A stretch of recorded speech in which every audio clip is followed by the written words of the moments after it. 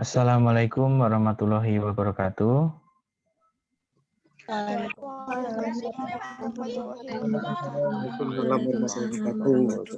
Oke, selamat pagi teman-teman semua. Sambil kita menunggu yang lain datang dan juga teman-teman bersiap-siap, silakan bagi yang belum siap bisa mempersiapkan diri. Kemudian kalau sudah siap bisa open kamera. Ya. Saya tunggu ya, sambil menunggu teman-teman yang lain. Silahkan bisa disiapkan. Nah, kemudian buat teman-teman yang sudah siap, ya, di depan kalian ada polling ya. Silahkan pilih mana yang kalian sukai. Muncul nggak pollingnya? Muncul, Pak. Ya, silahkan kalian pilih ya. Nomor 1 tinggal dijawab. Itu mata kuliah di jurusan akuntansi syariah, berarti semuanya ya. Selama ini sudah paham apa belum? Pilih salah satu, sudah atau belum. Dan yang kedua adalah jenis mata kuliah yang Anda sukai itu lebih banyak senang yang hitungan atau teori. Boleh milih dua ya. Suka dua-duanya juga boleh, atau milih satu juga boleh.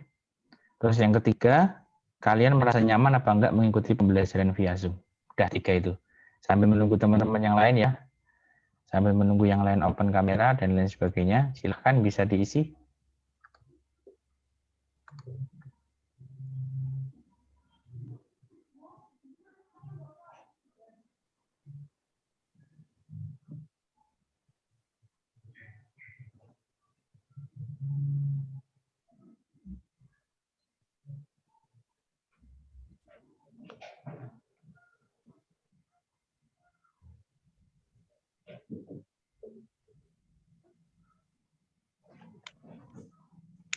Yang belum open kamera bisa segera open kamera ya.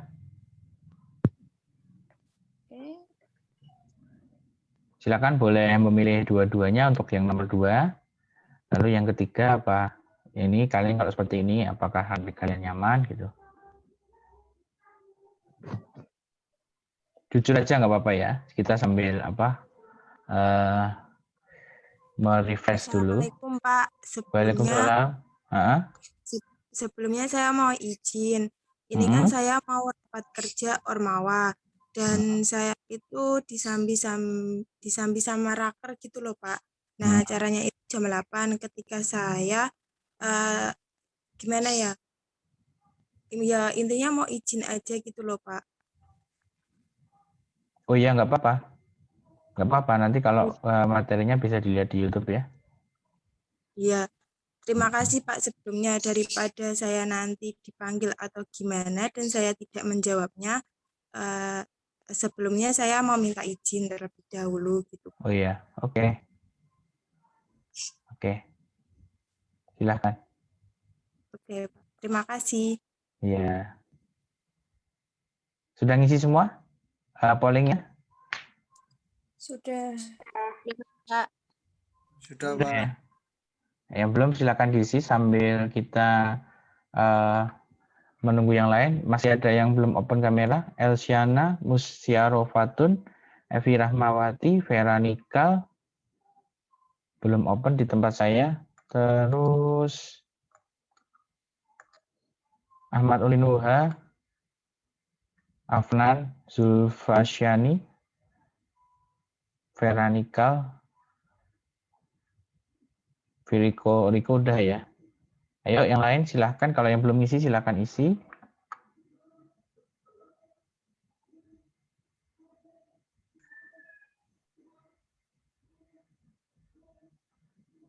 Yang belum open kamera silahkan open kamera. Veronica udah open kamera, Pak. Veronica. Veranikal ya? Mana sih? Iya ya. Pak izin keluar dulu pindah itu Pak, pindah akun dulu. Boleh ya Pak? Oke.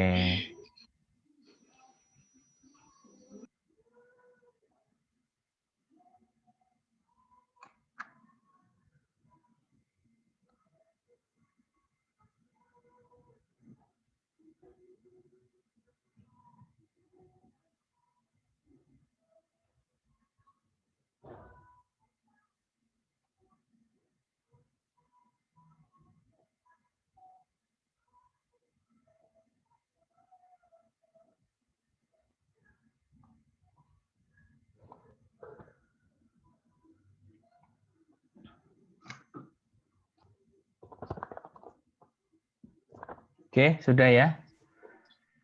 Sudah semua ya? Musyarafatun, Elsa, terus apa lagi ya?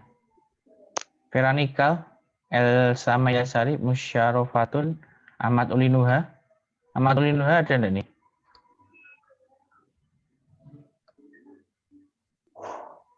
Ya Pak, tapi itu Ormawa. Oh, yang Ormawa tadi, dia belum Kamu- izin ke saya. Ini belum izin. Oke. Elsa yang tadi bukan ya? Saya yang tadi izin. Oh iya, oke. Udah di Elsa kenapa nggak keluar ya? Suruh keluar aja udah. Pak, Jadi berarti yang izin Elsa sama ya? saya Nailis juga izin, Pak. Oh iya. Nailis, Elsa sama siapa? Ulin sama Sakina sama Musyarofatun.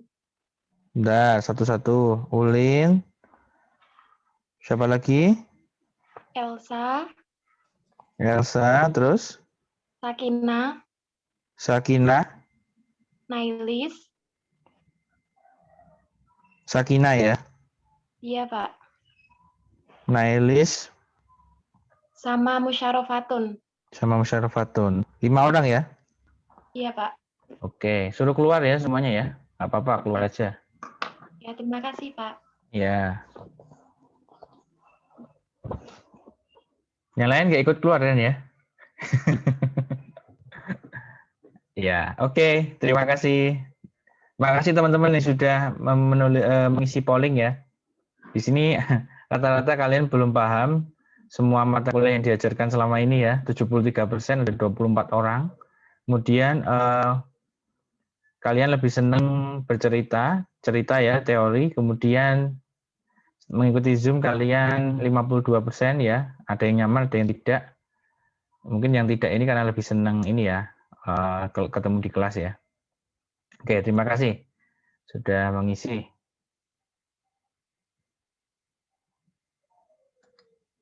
Oke, teman-teman, Musyarafatun keluar aja ya, karena izin tadi. Yang keluar suruh keluar aja, Musyarafatun. Remove ya.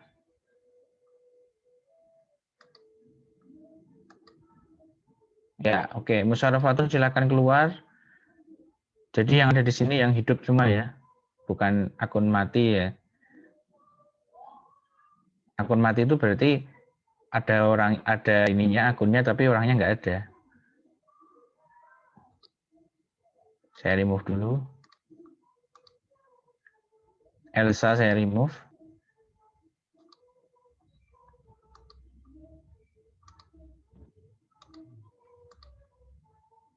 Oke, tinggal Fatkul ada Fatkul.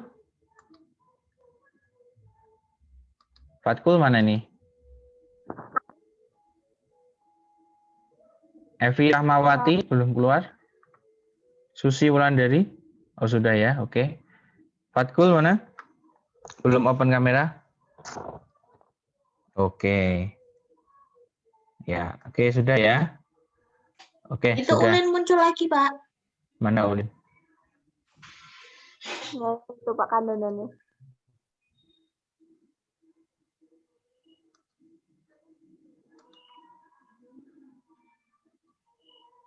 Devanti sudah ya, Devanti ya. Oh ini Ulin. Ulin kamu kalau izin nggak apa-apa, keluar aja. Lin. Gimana Pak? Kalau kamu izin, kamu keluar aja nggak apa-apa, nggak usah ikut. Boleh ya Pak? Ya boleh. Jangan lupa pakai Ya, masker terima ya. kasih. Ya Pak, siap. Pak izin live dulu ya Pak. Ya.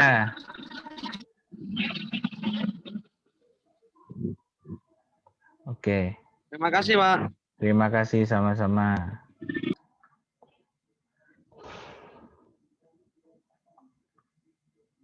Oke teman-teman, kita mulai ya. Silakan dipimpin doa.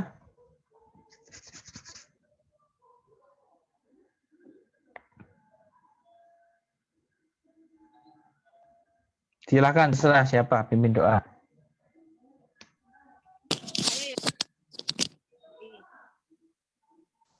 Marilah kita mulai perkuliahan pagi hari ini dengan bacaan Al-Fatihah bersama-sama. Bismillah. Syafaati Rasulullah. Alhamdulillah. A'udzubillahi minasyaitonirrajim. Bismillahirrahmanirrahim. Bismillahirrahmanirrahim. Alhamdulillahirabbil Alhamdulillahirrahmanirrahim. Ar-Rahmanirrahim. Maliki yaumiddin. Iyyaka na'budu wa iyyaka nasta'in. Ihdinas siratal mustaqim. Siratal ladzina an'amta 'alaihim ghairil maghdubi 'alaihim waladdallin. Bismillahirrahmanirrahim. Raditu billahi rabba wa bil islami dina wa bi Muhammadin nabiyya wa rasulah. Muhammadin nabiyya wa rasulah. Rabbi zidni ilma warzuqni fahma. Amin ya rabbal. Oke, terima kasih Mas Arga ya. Jadi pada hari ini kita akan belajar mengenai pertemuan kedua, yang materi pertemuan kedua. Saya izin share screen dulu. Ya, pada pertemuan hari ini kita akan belajar mengenai tata kelola perusahaan. Ya, jadi karena teman-teman tadi banyak yang belum paham materi selama akuntansi syariah, nah saya akan coba merangkumnya dalam satu pertemuan secara sederhana. Yang penting teman-teman bisa paham ya. Nah, bab 2 kita akan memahami yang namanya tata kelola perusahaan. Ya, tata kelola perusahaan. Oke. Nah, tata kelola perusahaan ini ya, kenapa kok dia perlu kita pahami ya? Karena mungkin di sini sebagian besar teman-teman belum paham ya, sebenarnya perusahaan itu apa dan bagaimana mengelolanya ya. Mungkin selama ini kalian banyak diceritakan teori dan sebagainya sebelum-sebelumnya, sehingga kalian tidak paham. Prakteknya kalian tidak paham dan kalian tidak tahu harus seperti apa. Ya. Sekarang saya tes satu ya, tes pemahaman kalian ya. Yang pertama adalah laporan keuangan. Itu ada berapa jenis, teman-teman? 4, Pak. Oke, apa aja? Laporan laba rugi, Oke, laba rugi. Terus? Perubahan ekuitas, terus arus kas, sama catatan atas laporan keuangan. Neraca, terus? Apa lagi? Neraca, perubahan modal. Bentar Pak, ulangi. Laba rugi, neraca, perubahan modal, arus kas, sama laporan atas catatan laporan keuangan. 5 dong. 4, Pak. Hah? Ini loh. Lihat tulisan saya nggak? Tadi laba rugi, neraca, perubahan modal, satunya lagi apa? Arus kas tadi ya? Arus kas. 5 deh. Ya, CALK itu memang ada di laporan keuangan, tapi itu hanya sebagai keterangan ya, keterangan dari semuanya. Nanti ada namanya catatan atas laporan keuangan. Oke. Terima kasih Mbak Ardita. Ya, Pak. Oke. Jadi ini 4 ini nanti ada catatannya. Nah, kenapa saya kok mengajarkan kalian, mengingatkan kalian ke laporan keuangan dulu? Karena disinilah semua data-data itu ada, data-data perusahaan, baik yang bersifat keuangan atau bersifat tata kelola perusahaan. Jadi tata kelola perusahaan itu bisa kita ketahui dari ya laporan keuangan, ya. Nah, lihatnya di mana Pak? Nanti kita akan coba praktek. Jadi biar kalian paham, kan ini anak akuntansi syariah nih.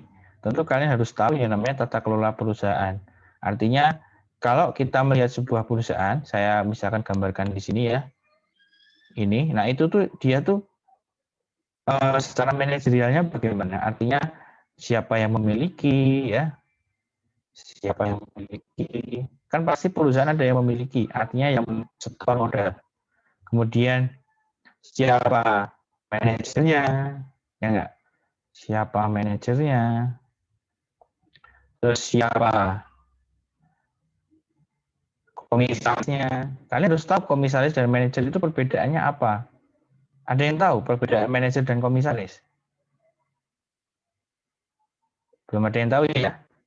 Nah, kalian harus paham itu. Ya, kalian harus paham itu. Terus karena basic dari pengelolaan ini, nanti kita akan masuk ke SPM-nya, artinya sistem pengendalian manajemen ini, ya,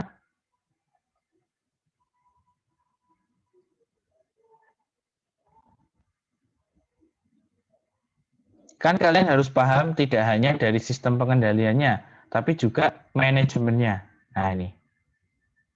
Nah, manajemen itu salah satu hal yang harus diketahui adalah yang namanya tata kelola. Tata kelola. Tata kelola perusahaan ini rumah tangganya perusahaan itu kayak apa gitu loh. Ya, dan kita coba praktek gitu, kita tidak teori ya. Tapi kita melihat bagaimana perusahaan yang nyata di lapangan itu seperti apa. Ya, oke. Nah, oleh sebab itu silakan kalian perhatikan baik-baik perkuliahan ini ya. Saya akan menjelaskan secara praktek dan bagaimana melihatnya. Oke. Sebelumnya ada yang sudah pernah download laporan keuangan? Nyata loh ya, laporan keuangan nyata loh. Sudah pernah belum? Udah pernah disuruh buat, Pak. Oh, disuruh buat, tapi bukan download.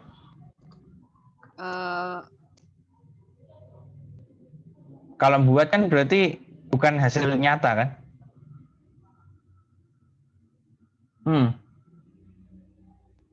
Dulu pernah bikin laporan keuangan, terus laporannya kan bikin, bukan download dari sini, dari yang saya share screen ini. Pernah download di sini? Belum ya? Belum, Pak. Oke. Nah, sekarang kita coba. Jadi teman-teman, ini adalah website Indonesian Stock Exchange ya. Di dalam website ini itu berisi berbagai data-data seperti misalnya laporan keuangan, data statistik dan lain sebagainya. Pada website ini ya, kita bisa mendownload laporan perusahaan yang terbuka. Perusahaan terbuka dan tertutup kalian sudah tahu apa belum? Bisa membedakan perusahaan terbuka dan tertutup. Ini bagian dari tata kelola ya. Ayo, bisa membedakan nggak? Perusahaan tertutup dan terbuka. Ada yang bisa menjawab?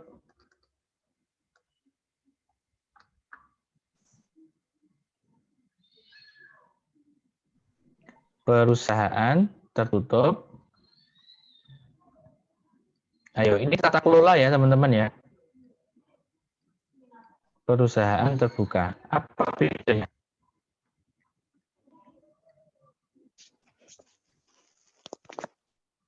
Ada yang mau menjawab? Silakan. Saya Pak. Iya.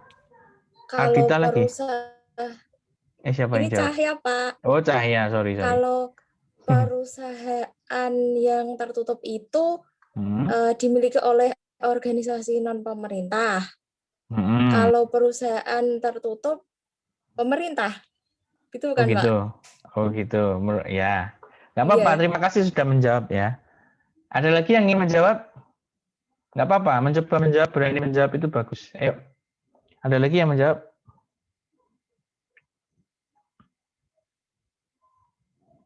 Ada lagi yang menjawab? Sebenarnya saya tidak menyalahkan ya jawaban Mbak Cahya tadi. Ya ini semuanya dua-duanya bukan pemerintah ya. Jadi kita tidak ada hubungannya dengan pemerintah. Perusahaan tertutup itu adalah kepemilikannya ya, unsur kepemilikan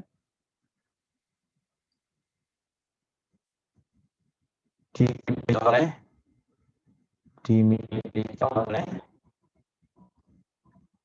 sekelompok orang tertentu. Sekelompok orang tertentu.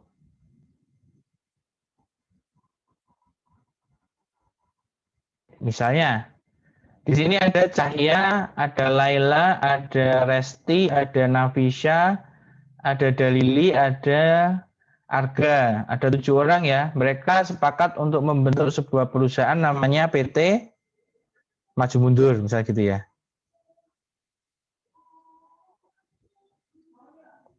Contoh, PT Maju Mundur. PT Maju Mundur.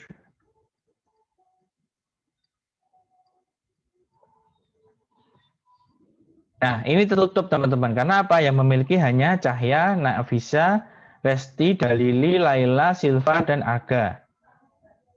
Tutup. Karena saya nggak bisa memiliki perusahaan itu. Artinya saya tidak menyetor modal ke situ.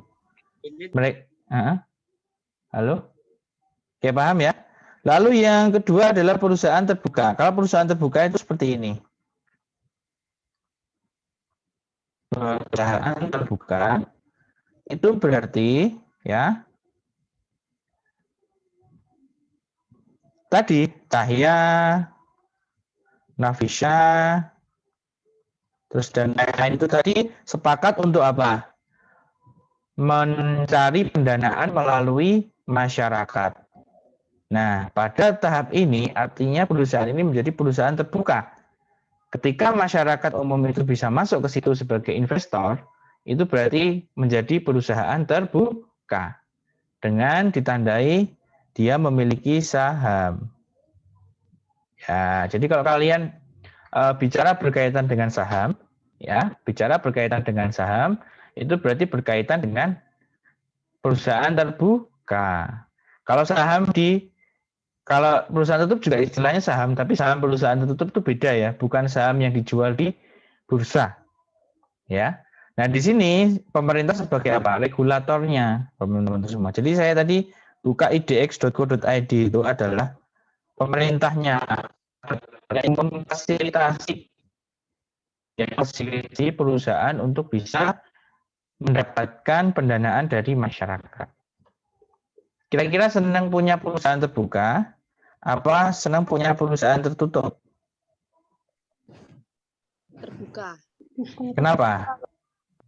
Ya karena kan kalau terbuka kan go public Pak. Jadi kan nanti kan dari kita, misal kita yang punya perusahaan untung, terus yang orang lain yang beli saham di perusahaan kita kan juga untung Pak. Kok bisa apa pasti selalu untung?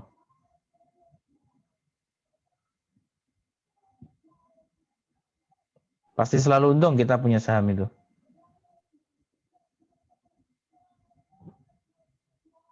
Kira-kira gimana? Ada yang mau jawab yang lain? Boleh, silakan. Kalau memang perusahaan terbuka itu menguntungkan, kenapa Jarum tidak mau terbuka sampai sekarang? Saya tanya ke teman-teman. Ini manajemen ya, perihal manajemen ya, sistem pengendalian manajemen ya. Why Jarum kok tidak mau?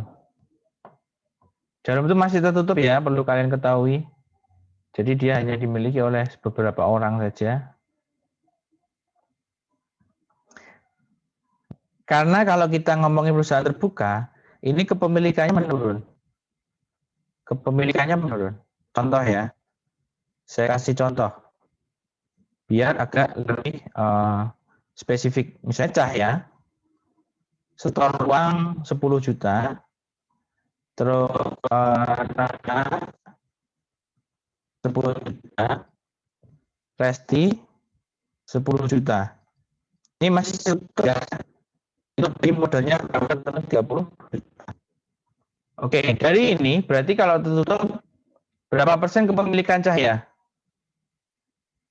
Biar nggak ganjil ya, Arga. Sama Arga. Arga 10 juta. Jadi total 40 juta ya. Oke, jadi dari sini berapa persen kepemilikannya? Arga berapa, Cahya berapa, Nafisa berapa? Berapa? 25%.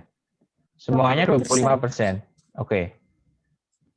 Nah, jadi Nafisa bisa mengontrol perusahaan ini sebanyak 25%, dan Resti bisa mengontrol sebanyak 25%. Sekarang pada suatu ketika dia ingin melakukan namanya IPO atau initial public offering, dia ingin menawarkan perusahaannya ke publik. Ya, dia butuh dana, misalnya di sini butuh dana 100 juta. Jadi kekurangannya berapa, teman-teman? Masih kurang berapa? 10 juta. 60 juta, ya. Kenapa perusahaan itu akhirnya dia membutuhkan dana sekian? Mungkin dia punya investasi lain, ya. Ya. Oke. Lanjut. Berarti sekarang dia memutuskan untuk menjual kepemilikan ke publik. Oke. Sekarang Arga, Cahya, kepemilikannya pasti turun nggak? Nafisa, Resti. Masyarakat. Nah, dari sini untuk masyarakat.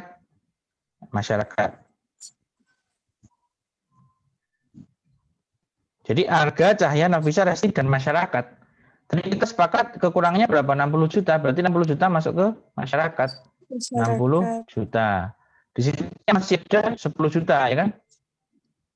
Masih ada 10 juta. Cahya masih ada 10 juta. Nafisa masih ada 10 juta. Memang nilainya sama, tapi kepemilikannya menurun enggak? Ini total 100. Nah, di situ itulah kenapa Jarum tidak mau melisting di bursa. Jadi tidak semuanya urusan perusahaan bagus itu selalu habis di kepemilikan saham ya. Itu tidak seperti itu, teman-teman. Ini 10% ya. Ini 60%. Apa? Karena perusahaan yang melakukan indeks initial public offering ya. Initial public offering.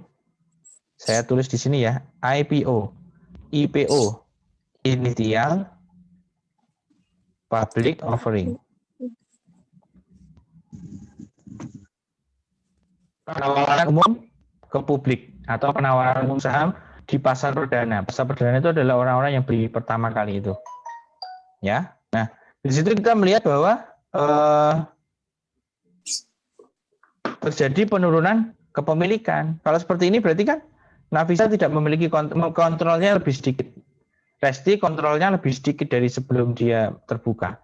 Arga lebih sedikit. Gitu. Ada pertanyaan teman-teman? Berarti itu tidak kayak Bank Mandiri, terus PT Mandiri, terus Gresik Indonesia, terus sama Telkom itu kalau go publik berarti itu Pak berbanding terbalik sama yang di Jarum itu. Iya. Dia sahamnya dimiliki oleh masyarakat. Coba deh beli sahamnya Mandiri, pasti gampang banget bisa. Besok ya, minggu depan ya, tak praktek ya, beli saham ya. Kalau mau ya, nanti tak praktekin pakai akun saya nanti. Ya. Oke. Arga tadi mau tanya apa?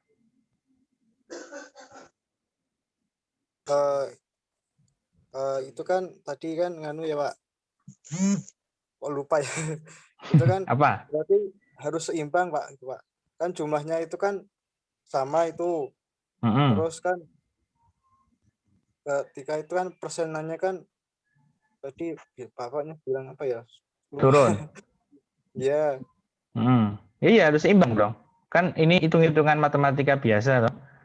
Artinya mengikuti jumlah modal. Kalian kalau bikin usaha kan gitu tuh. Misalnya kita bertiga bikin usaha apa bakso gitu ya. Berapa modal yang dibutuhkan? 10 juta. Ya wes kita patungan berlima 2 juta 2 juta. Nah kayak gitu. Berarti prosentasenya 20% 20%. Ya sama kayak gini juga gitu. Terus kemudian kalian baksonya mau go public, sahamnya dibeli sama saya gitu ya. Atau sama siapa lagi yang masyarakat umum. Ya udah. Berapa yang mau kalian butuhkan? Oh, saya butuh 20 juta. Saya butuh 20 juta, berarti 120 juta nanti dibagi berapa orang yang akan masuk baru lagi gitu loh. Seperti itu. Tuh, iya. Nanti saya ajari suatu hari ya, kenapa tidak semua perusahaan kalau butuh dana pasti ke saham. Jadi sebenarnya perusahaan TBK ya, kalian kalau misalkan jalan-jalan, kemudian lihat PT misalnya PT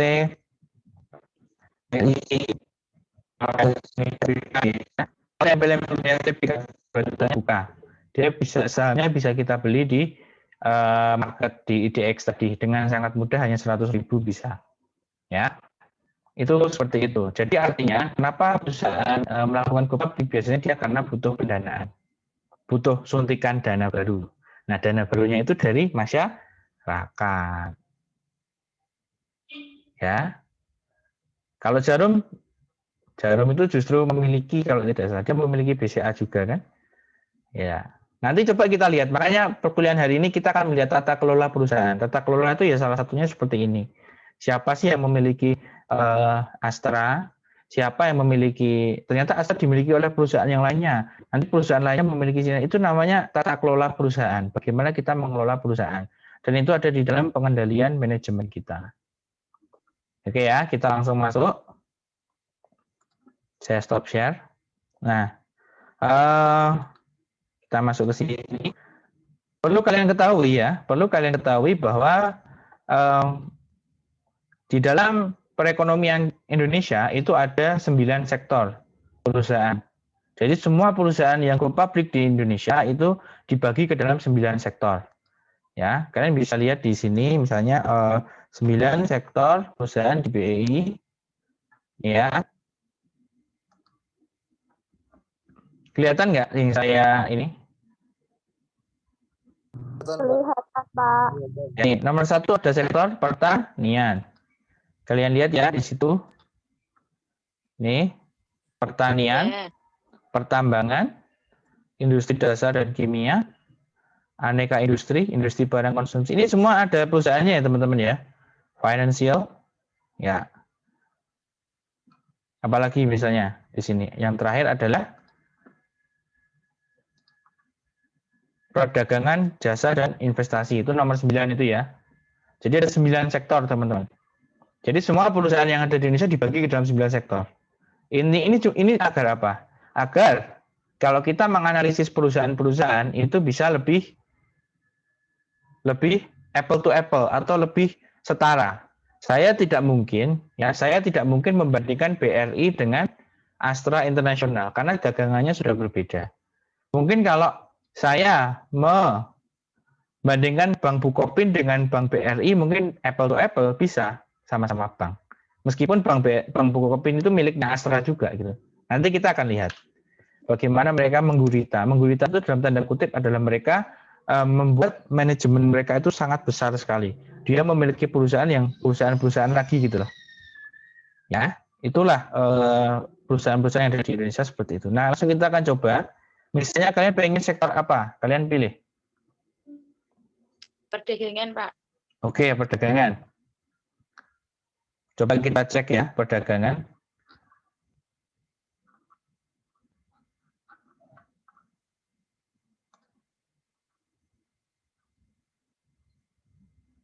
Bentar ya. Ini perdagangan. Kita pengen tahu nih perusahaannya apa saja yang ada di perdagangan. Ya. Misalnya apa? Perdagangan eceran, restoran, hotel. Misalkan eceran ya. Nih, kalian mau pilih mana? Ini Alfamart ini. Yang ini Alfamart. Sebentar. Ini Alfamart. Alfamart tahu tuh ya? Tahu. Di dekat rumah kalian ada tuh Alfamart. Itu Alfamart itu di sini. Sumber Alvaria Trijaya. Mau melihat dia miliknya siapa? Dan bagaimana dia mengelola? Oke, siap ya. Oke, kita langsung masuk ke sini ya. Kodenya apa itu? AMRT. Ya. Kita masukkan ke sini ya. Kita pilih laporan keuangan perusahaan tercatat. Kita pilih yang laporan tahunan dulu. Kalau kita mau melihat tata kelola, itu kita melihatnya di ini ya, laporan tahunan ya. Sorry, bentar.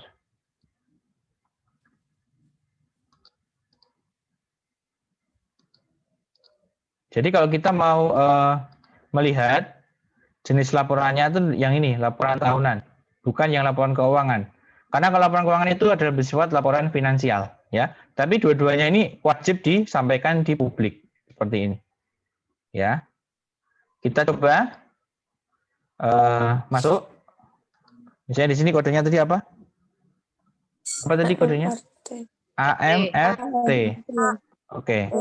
Sumber Alvaria Trijaya ya. Kita ambil tahun yang agak-agak lebih tua dikit, 2019 ya, biar ada laporannya. Kita cari, ada enggak? Nah, ini ada ya. AMRT Annual Report 2019. Ya. Kalian klik.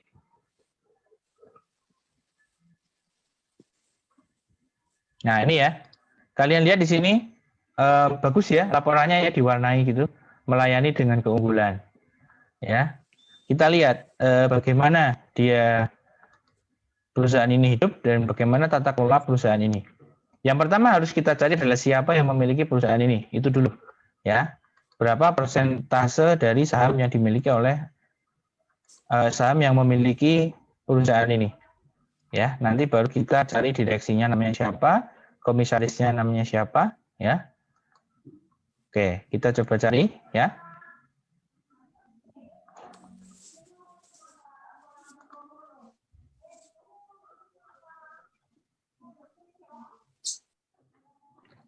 Oke, sebentar ya. Nah, ini. Oke. Kita bisa lihat di sini. Saya besarkan sedikit. Nah, oke, kita lihat di sini sudah ada datanya. Siapa yang memiliki Alfamart yang selalu kita temukan di jalan-jalan itu?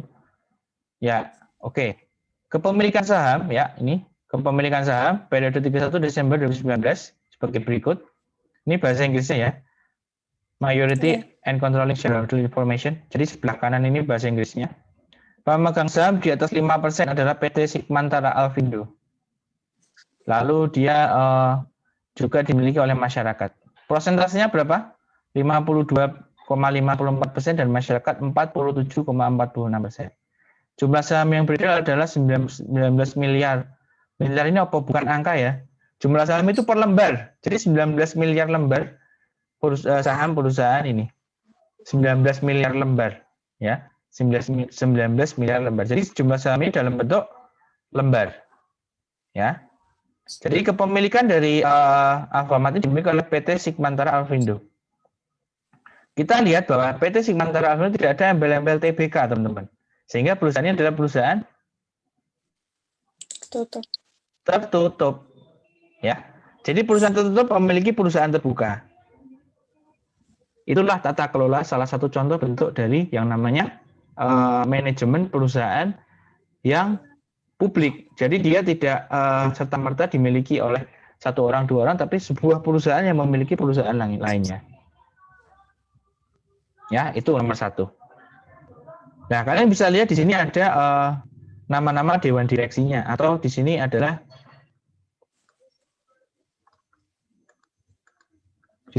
apa? Struktur organisasinya. Ya. Kita lihat. Nah, ini.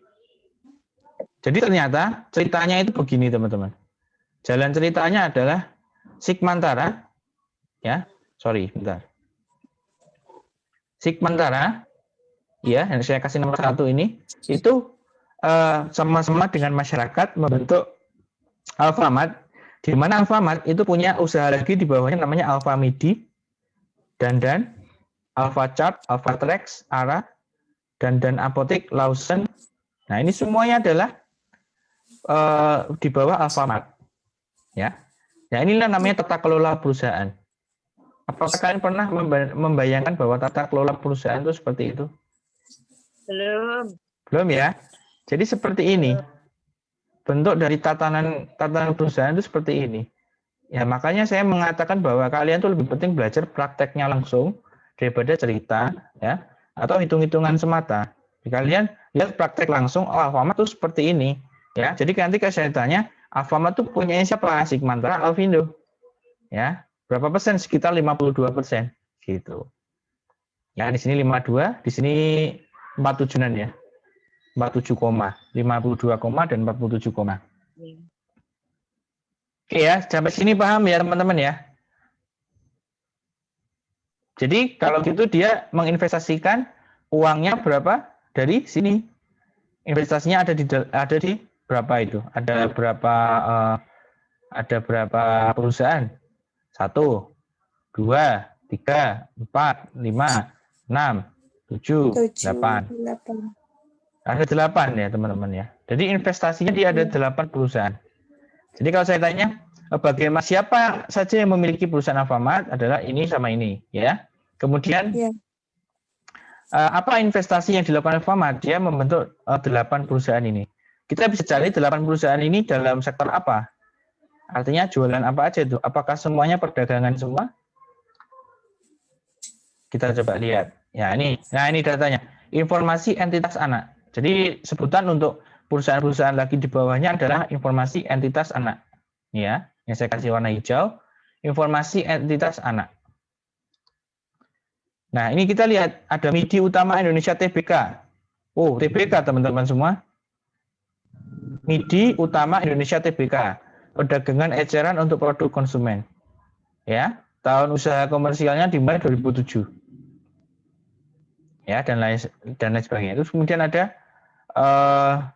Sumber Indah Lestari, ya ini Alfamart Retail Asia, PT Sumber Trijaya, Sumber Wahana Sejahtera dan lain sebagainya. Ada satu yang kita cukup tergelitik ya, ternyata ada perusahaan TBK di dalamnya. Jadi si Alfamart itu punya perusahaan lagi yang namanya perusahaan Medi Utama Indonesia TBK ini, yang saya kasih warna hijau ini, yang saya coret-coret ini. Medi Utama Indonesia TBK. Nah, kita kan pasti pengen ya melihat Medi Utama itu kayak apa gitu. Kok bisa sampai seperti ini? Bahkan dia TBK, pasti kan laporannya ada. Coba kita lihat. Kita coba lihat Medi Indonesia TBK coba. Medi. Nah ini ya, Medi Utama Indonesia ini ya. Kita cari apakah ada laporan tahunannya. Oh ada teman-teman. Nah ini ternyata Alfa Midi. Kalian tahu Alfa Midi ya? Ada nggak? Tahu Pak, ada. Ya. Nah Alfa Midi itu ya dekat-dekat sama Alfamart gitu. Di Salatiga ada di sana, di Jalan Patimura ke bawah itu ya. Itu ada Alfa Midi. Di dekat ABC juga ada Alfa Midi sekarang. Nah jadi dagang, di bawahnya dagang lagi. Kok gitu ya Pak ya? Kenapa? Coba kita lihat semuanya. Itu namanya tata kelola perusahaan. Kita lihat lagi coba. Sebenarnya dia tuh ngapain sih? Kenapa dia bikin lagi? Kan dia udah punya Alfamart. Kita coba lihat apa yang akan menjadi kita lihat dulu struktur modalnya ya. Dia dimiliki oleh siapa?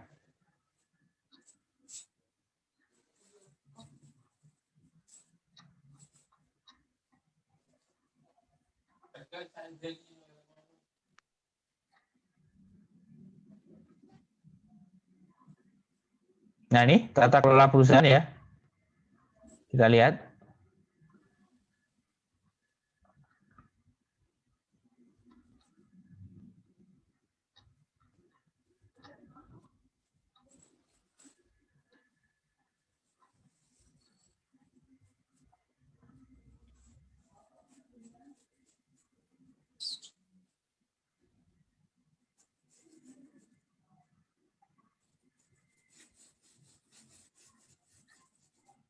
Tunggu ya sebentar ya. Kita coba lihat siapa yang memiliki. Yang pasti yang memiliki pasti Alfa Midi tadi. Tapi kita nggak tahu dia berpartner dengan siapa. Nah ini ya. Komposisi pemegang saham kita lihat ya. Kita lihat. Komposisi pemegang saham yang pertama adalah PT Alvaria Trijaya Tbk. Alfamart tadi ya. Alfamart itu memiliki Alfa Midi sebanyak 86%. Dengan jumlah lembar sahamnya adalah 2,5 miliar. 2,5 miliar lembar. Perusahaan ini dimiliki oleh Alfamart. Ya. Nah, kemudian ada yang unik di sini. Masyarakat hanya dikasih sebanyak 12%. Sebagian lagi apa? Ini orang ternyata yang punya. Ya, kita lihat Rulianto sebagai presiden direktur dan 2 Maria Teresia Velina Yulianti. Nah, kenapa kok perusahaan ini dimiliki juga oleh perorangan? Dan perorangan ini sebagai direktur. Kenapa direktur dikasih saham perusahaan ini? Tujuannya untuk apa?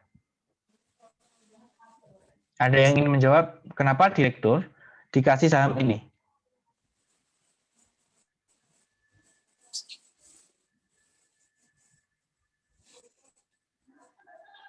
Nggak ada yang jawab? Karena ada istilah namanya agensi teori atau agensi cost ya, agensi cost aja, agensi cost.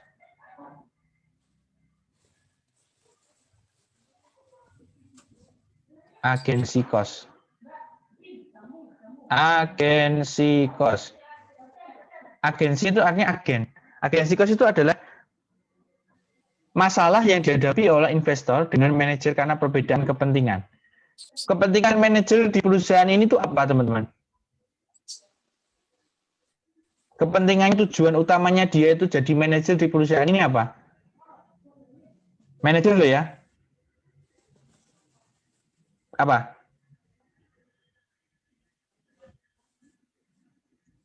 Nih, saya gini berarti apa? Kepentingannya apa?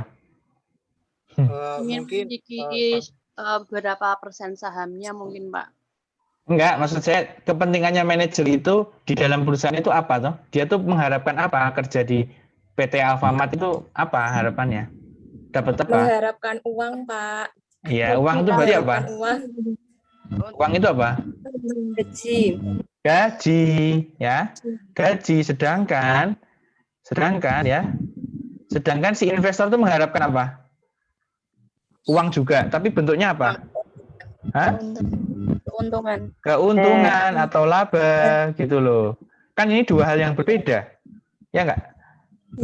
Kalau gaji itu nggak perlu untung. Artinya perusahaan itu kalau misalkan punya modal 2 miliar buat gaji manajer itu masih cukup. 2 miliar misalkan punya modal 2 miliar pada tahun yang sama dia nggak punya laba, artinya labanya 0, ya tetap masih ada uang 2 miliar kan? Artinya gaji masih bisa diambil dari 2 miliar ini. Sedangkan kalau laba, ya nggak ada apa-apanya, nggak ada yang bisa dibagi ke investor kalau memang 0. Paham teman-teman? Sehingga investor itu lebih berpikir pada perusahaan secara utuh, tapi kalau manajer, yang penting gaji saya naik. Kan gitu. Yang penting gaji saya tinggi, kan gitu. Biar caranya gaji saya tinggi. Oh, saya mau memergerkan antara si Alfamart dengan Indomaret misalnya gitu ya, biar gaji saya dari dua perusahaan gitu loh. Itu bisa aja terjadi. Tapi kan tidak menguntungkan bagi investor. Misalnya setelah dia merger atau bergabung dengan Indomaret, dia menjadi apa? Harga sahamnya turun. Kalau harga sahamnya turun kan investor jadi rugi. Itu salah satu contoh aja. Atau setelah dia bergabung malah tidak bisa mendapatkan keuntungan karena performa dari Indomaret jelek. Itu bisa terjadi. Nah, sehingga manajer dikasih saham supaya dia merasa memiliki perusahaan ini. Dia sebagai manajer dan dia juga sebagai apa? Investor. Dia juga memiliki perusahaan, dia juga pengen gaji, tapi dia juga pengen perusahaan ini dapat keuntungan. Biar dia juga memiliki saham, memiliki perusahaan yang memang bisa dijual di kemudian hari dengan untung, kan gitu.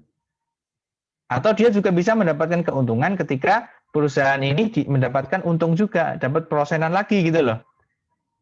Ya, ada yang ingin ditanyakan sampai di sini, silahkan. Ini berkaitan tata kelola perusahaan. Jadi sebelum kalian berbicara sistem pengendalian, ini juga salah satu pengendalian manajemen yang kalian harus pahami, yaitu apa? Melakukan pemberian saham atau manajernya dikasih saham sama investor supaya dia memiliki apa? Memiliki perusahaan ini gitu loh. Silakan, ada yang ingin bertanya?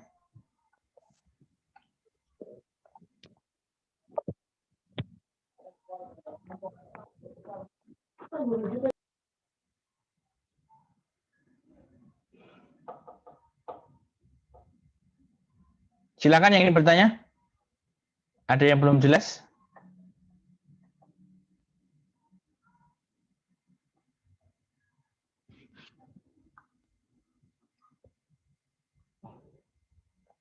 Pak, berarti kalau misal kita beli saham itu sama aja kita investasi untuk masa depan, kayak misal kita beli emas gitu, Pak.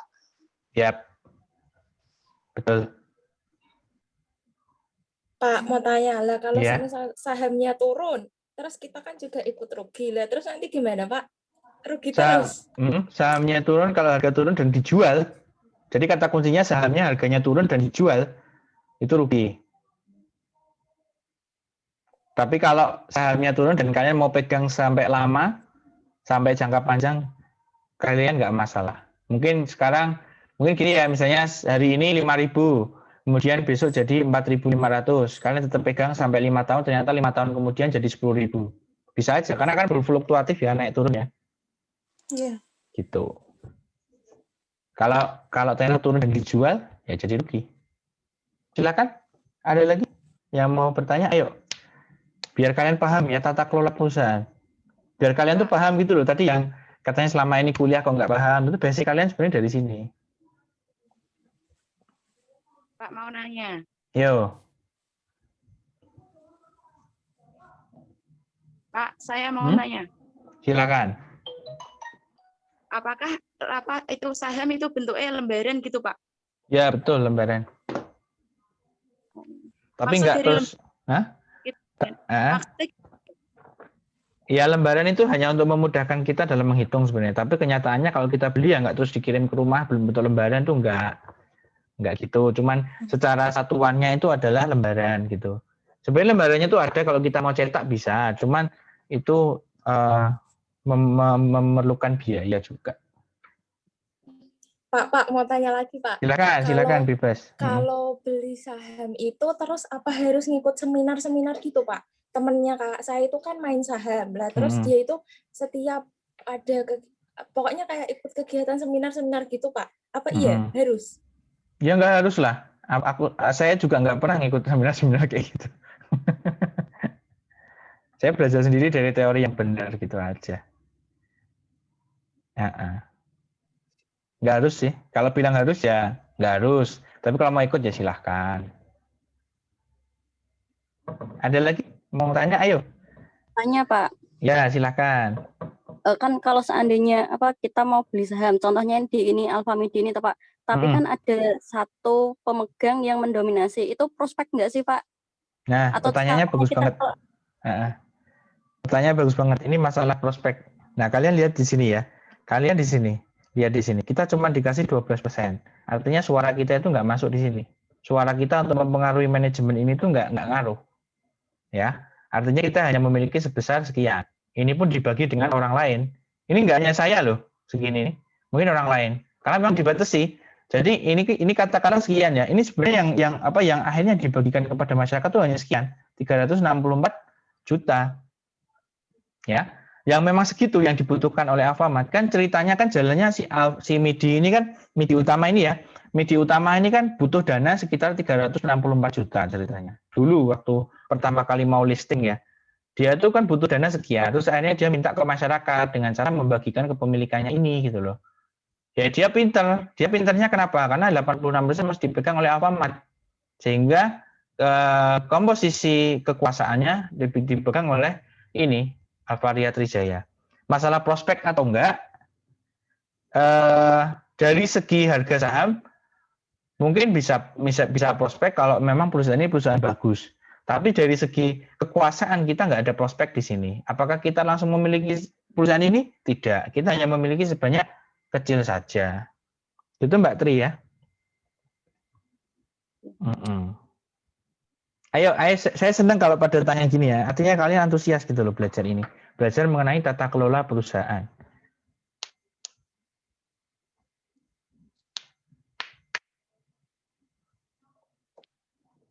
Ada lagi? Nanti kalau sudah nggak ada yang tanya, saya lanjut ke perusahaan lain yang lebih seru lagi.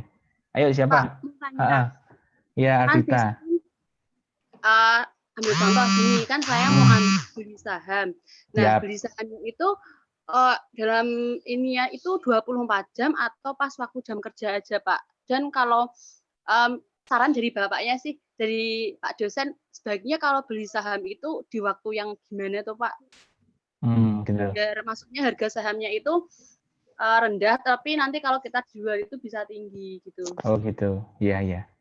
Jadi kalau kita mau beli saham itu mengikuti jam bursa ya. Jam bursa itu jam 9 sampai jam 12, terus istirahat siang, jam 1 mulai lagi. Kalau nggak salah jam 1 atau setengah 2 ya, saya lupa.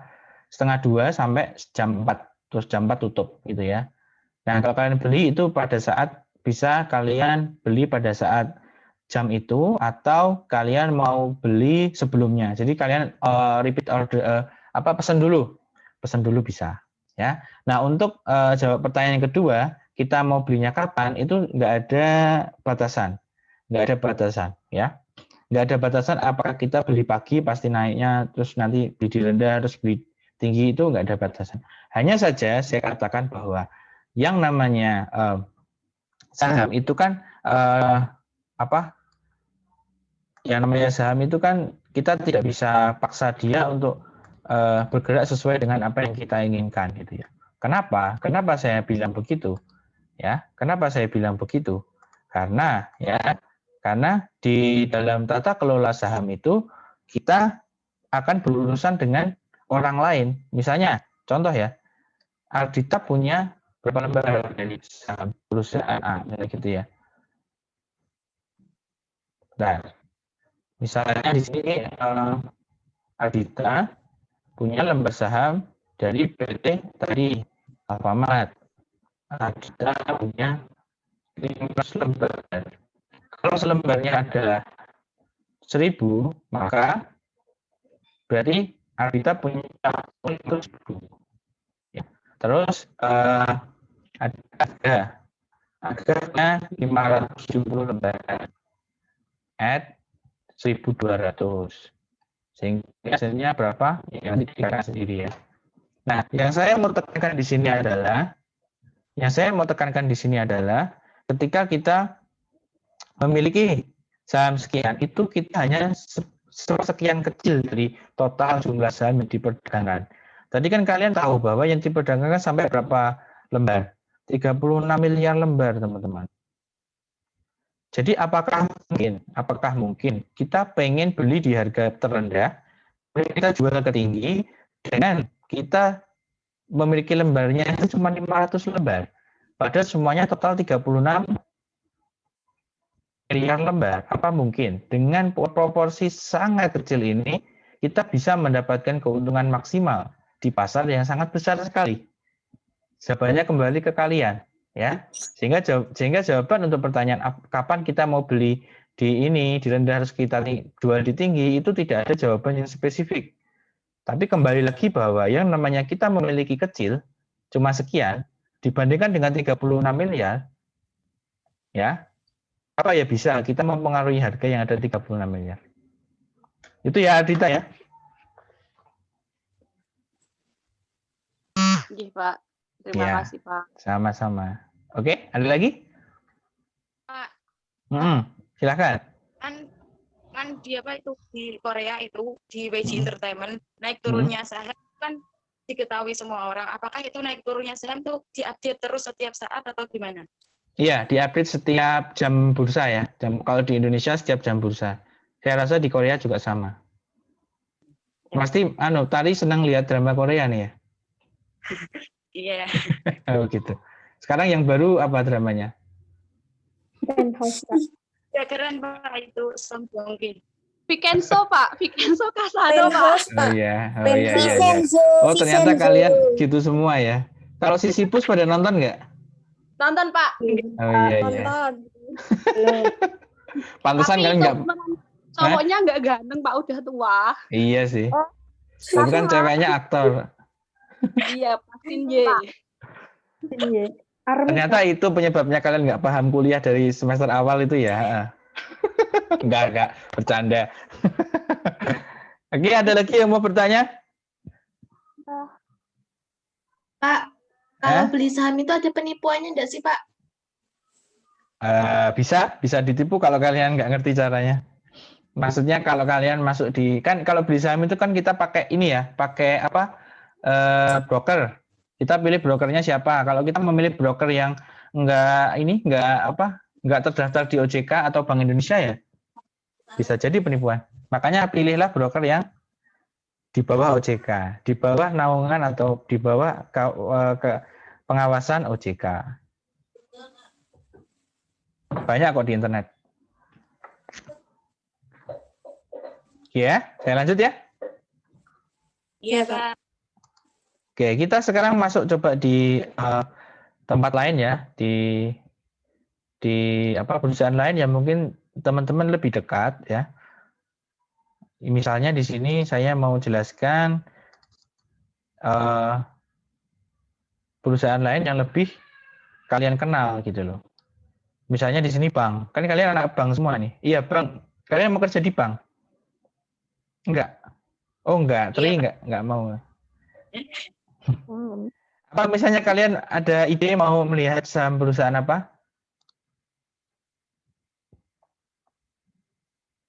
Atau kalian mau lihat di sini? Yang paling besar, Pak. Yang paling besar. Ya, nggak ada yang paling besar. Pilih aja sektornya apa. BRI, Pak. BRI, BRI. BNI, Pak, BNI. BRI, oke. Kita masuk ke bursa. Nah, kodenya BNI itu BNI ya. BNI itu adalah BNI. Kita lihat. Nah, ini ya, annual report-nya banyak banget. Kita coba lihat satu. Ada yang punya rekeningnya BNI ya? Punya, Pak. Oke. Berapa isinya? Lumayan. Lumayan. Oke.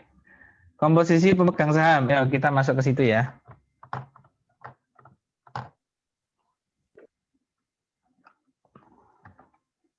Nih. Wow, banyak sekali komposisinya. Yo, ini menarik ya. Ini beda lagi. Beda dengan si alfa-alfa tadi ya. Ini sekarang banyak sekali yang memiliki. Nah, ini. Nah. Kita lihat di sini yang memiliki adalah negara Republik Indonesia. Jadi ini punyanya pemerintah. Ya. Artinya di sini pemerintah, tapi bukan berarti perusahaan ini artinya 100% punya pemerintah. Tapi kepemilikannya saja sebagian, yaitu 60% dimiliki oleh pemerintah. Makanya ini disebut dengan BUMN. Ya. Jadi semua BUMN itu pasti ada kepemilikannya pemerintah. Kecuali Pertamina. Pertamina kan memang nggak TBK, jadi kita nggak bisa lihat komposisi kayak gini gitu ya. Nah, kemudian ternyata juga ada badan usaha asing yang memiliki, nah ini badan usaha asing. Di sini ada apa lagi? Spring apa? Ini mungkin bahasa luar ya. Prudential, Citibank, New York, ya. Total International Stock Index Fund. Jadi ternyata ya berapa ini? 1, sekian persen ya itu dimiliki oleh asing. Ya. Sedangkan selebihnya kita coba lihat. Ini kan masih belum selesai kayaknya. Nah, ini ada lagi teman-teman. Banyak ya yang memiliki ya. Kita lihat di sini. Lokalnya ada lagi nih, DJS Ketenagakerjaan. Nih, program. PT Aksa Mandiri juga memiliki, tapi sebesar kecil ya kepemilikan. Nah, ini Citibank, New York. Semuanya 0,0, teman-teman. Ya, 0,0. Terus yang pemegang saham yang di bawah 5% apa? Nih, PT, bank, dan lain sebagainya, pemodal asing. Nah, ini. Oh, terus ada lagi nih. Ternyata Dewan Komisarisnya juga punya saham. Namanya Pak Joni Swastanto. Ada yang kenal? Tidak. Sebanyak 0,002866%. Terus masyarakatnya mana ini kok belum ada? Oh ini direksinya juga ada yang punya nih. Jadi ini sama kayak Alfamidi tadi ya. Direksinya dikasih saham supaya memiliki apa? Perusahaan ini. Oke. Nah, ini masyarakat yang punya ternyata ini ya, saya kasih ini perorangan Indonesia. Itu kita ini loh, perorangan Indonesia yang punya adalah 2%. Yaitu 377 juta lembar. 377 juta lembar. Ya, dan yang lain-lain ini adalah yang kecil-kecil yayasannya dan lain sebagainya. Oke, ini berarti dimiliki oleh pemerintah ya. Kalau kalian tahu, berarti ternyata Bank BNI ternyata dimiliki oleh pemerintah ya. Di sini pemerintah 60%, artinya ini masih didominasi oleh pemerintah. Ya. Ada yang ingin bertanya? Kita coba lihat dari segi bisnisnya, apa yang bisnis dilakukan oleh ini Bank BNI. Kita lihat daftar entitas anak, oke? Daftar entitas anak. Ya. Kita lihat di sini dia punya apa? BNI Syariah. Ada ya BNI Syariah ya? Ada, Pak. Oke, ada. Nah, PT BNI Syariah tidak TBK ya, artinya dia tidak listing di bursa. Kita tidak bisa download dengan mudah, tapi mungkin bisa dicari nanti. Nah, ada BNI Multi Finance, BNI Sekuritas dan Entitas Anak, terus kemudian BNI Life Insurance, BNI Remittance, jasa pengiriman uang, jasa asuransi, broker. Nah, ini loh yang kalau kalian mau beli saham, itu kalian di sini namanya broker and underwriter, meliputi perdagangan efek ini. Kalian berarti harus ke sini kalau mau beli saham lewat ini. Contohnya seperti itu ya. Terus perbankan syariah ini kepemilikannya saham berapa? Oh, 99%. Berarti hampir 100% ya teman-teman ya. Jadi Bank BNI memiliki apa? BNI Syariah.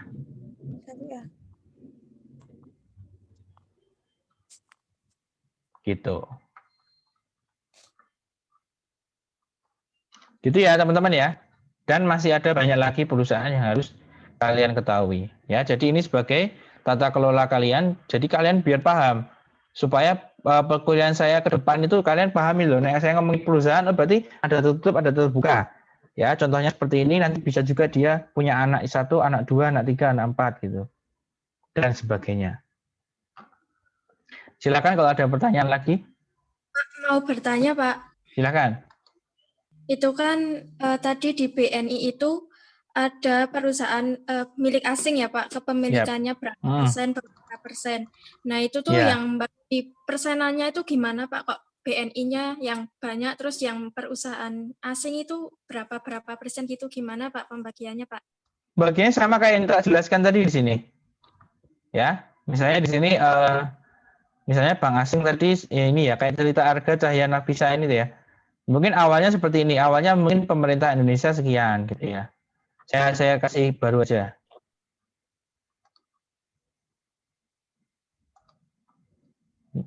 Indonesia, misalkan Indonesia punya 60% ya, 60%, gitu. Terus ini kan awalnya gini, awalnya bukan 60%, awalnya 100% dulu ya. Jadi 100% dimiliki oleh Indonesia. Ini program modelnya untuk membangun BNI-nya 1 miliar. Oke, lama-lama akhirnya Indonesia butuh tambahan dana sebanyak 500 juta. Ya, sekarang berarti ini diputuskan dari mau ambil dari modal asing lewat Bursa Indonesia penjualan saham. Ya, berarti totalnya modal sekarang ganti dari 1 miliar. Di mana Indonesia tadi modalnya 1 miliar toh, dan asing dari 500 juta. Jadi total Indonesia berapa persen kan? 1 miliar dibagi 1,5 miliar berapa? 2/3. Berapa? Di atas 50 ya? 60 lebih. 60 warga ya? Iya. Sekian lah. Jadi si asingnya juga hampir 40%. Itu cara hitungnya kayak gitu. Itu ya Mbak ya? Tadi siapa? Nafisa ya? Ya Pak. Udah paham Mbak Nafisa?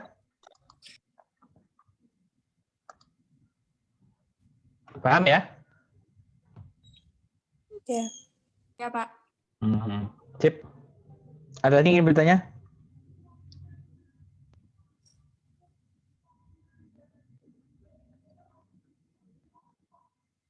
Nah, tugas simpan ya teman-teman.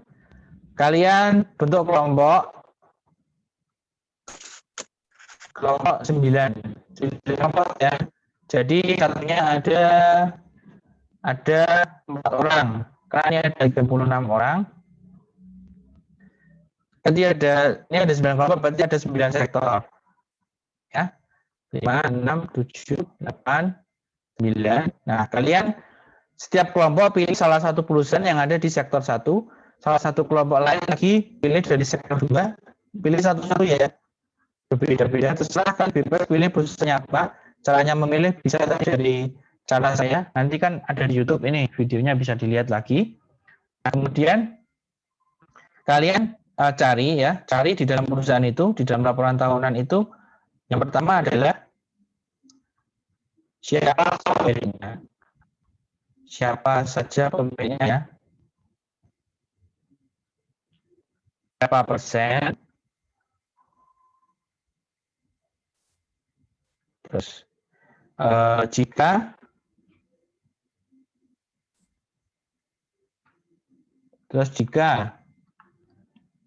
jika pemiliknya berbentuk perusahaan, berbentuk perusahaan terbuka, maka siapa pemilik perusahaan terbuka tersebut. Jadi misalnya kayak tadi ada Alfamart, MIDI ya. Alfamidi dimiliki oleh Alfamart. Nah, Alfamart itu kan TBK. Nah, yang Alfamart itu punya siapa? Jadi naik terus ke atas. Maka siapa pemilik perusahaan terbuka tersebut? Jadi kan telusuri.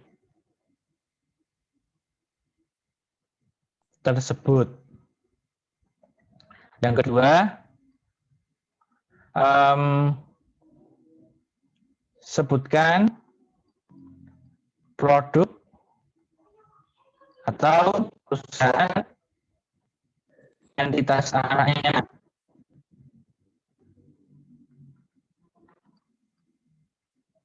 Jadi misalkan PT MIDI tadi apa?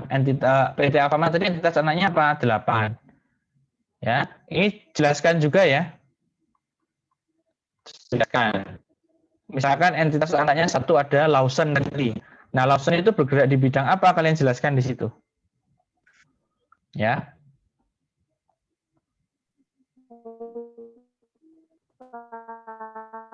Terus yang ketiga adalah siapa saja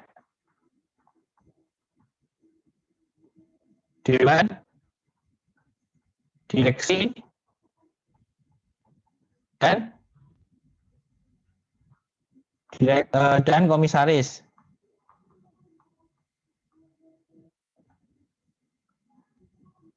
Apakah saham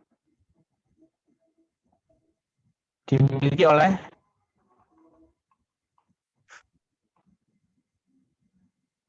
dewan tersebut? Dewan-dewan tersebut. Mengapa? Jadi mengapa saham-saham itu dimiliki oleh dewan tersebut? Oke, dah 3 itu ya. Silakan dikerjakan besok hari Rabu ya, dikumpulkan ke saya per kelompok. Silakan kumpulkan dulu ke salah satu orang.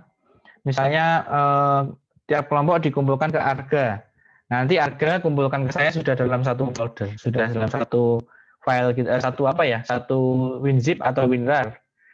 Artinya 99 sudah dikirim ke saya dalam bentuk PDF ya. Jadi kalau masih ada yang Word, silakan di save as ke PDF dulu. Gampang kok caranya. Jadi saya nerimanya sudah dalam bentuk PDF.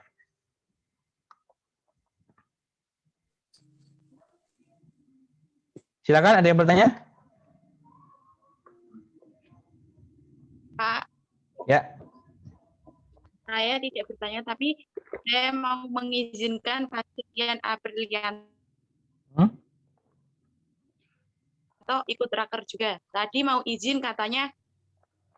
Coba. Namanya siapa? Fajarian, Pak. Fajar. Yeah. Oh, Fajarian. Yeah. Ya. Siapa lagi yang izin? Udah itu enggak? Sudah. Nanti teman-temannya diberitahu ya. Iya, Pak. Pak. Ada lagi yang ingin bertanya? Oke, semoga kalian bisa. Pak, tanya Pak. Ya, silakan. Itu tugasnya jadi cari laporannya. Ya. Perusahaan apa Pak? Pak terserah. Bebas. Ya terserah sesuai dengan 9 sektor itu. Jadi kan harus beda-beda ya 9 kelompok itu. Iya. Iya. Misalnya kalian dapat jatah finance, ya finance pilih salah satu apa? Jangan yang sudah saya bahas tadi. Jangan BNI, jangan Alfamart, jangan Indomaret. Jangan Alfamart, jangan MIDI. Indomaret boleh. Nanti saya tanya Indomaret yang punya siapa. Per kelompok itu beda-beda atau boleh sama, Pak? Ya per kelompok satu aja, 4 orang itu satu gitu loh. Iya, maksudnya dari kelompok antara kelompok satu dan lainnya itu loh, Pak. Ya Harus pasti beda, kan sektornya beda. Kan sektor-sektornya beda. Misalnya kelompok 1 dapat sektor 1, kelompok 2 dapat sektor 2. Kan perusahaan-perusahaan yang ada di sektor 1 dan sektor 2 itu beda-beda.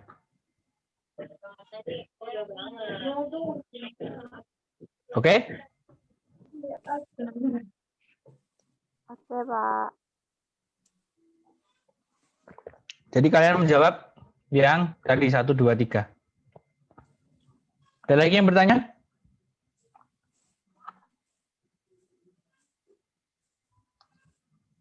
Nanti kalau ada yang nggak jelas bisa dilihat di YouTube ya. Oke, terima kasih. Nah, kalau sudah tidak ada yang bertanya, ini siswanya ada 31, yang tidak berangkat 6. Benar ya, berarti match ya. Semuanya sudah hadir. Terima kasih sudah mengikuti penguliahan pada pagi hari ini. Insya Allah minggu depan kita bertemu dengan topik adalah mereview hasil kerja kalian. Kemudian kita akan melanjutkan tentang pemahaman-pemahaman berikutnya yang lebih mendalam. Ya. Jadi terima kasih teman-teman. Kita tutup ya. Silakan dipimpin. Boleh siapa aja? Dipimpin kafaratul majelis. Jelas, kita tutup perkuliahan pada pagi hari ini dengan bacaan hamdalah dan doa kafaratul majelis sama-sama. Alhamdulillahirabbil alamin. Subhanakallahumma wa bihamdika asyhadu an la ilaha illa anta astaghfiruka wa atubu ilaik. Terima kasih teman-teman semua. Wassalamualaikum warahmatullahi wabarakatuh. Waalaikumsalam warahmatullahi wabarakatuh.